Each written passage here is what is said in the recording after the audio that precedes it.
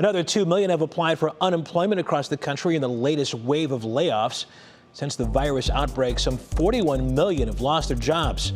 However, as states reopen, some workers are being called back, leading to the number of receiving benefits to fall. Within the past hour, President Trump signed an executive order aimed at curbing liability protections for social media companies.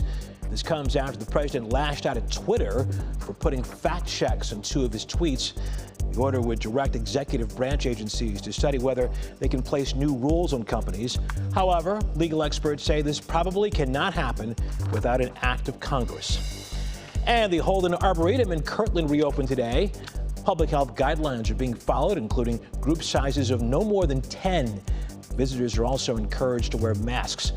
The Arboretum has more than 3,600 acres to explore. We should say 3,600 gorgeous acres to explore. It's beautiful there. It's one of those places that you go there and you visit, and then you go home and look at your yard and you go, man, we could do a lot better. Yeah, but then you can go back and enjoy it again, certainly. Absolutely. Thanks, Russ. Yeah.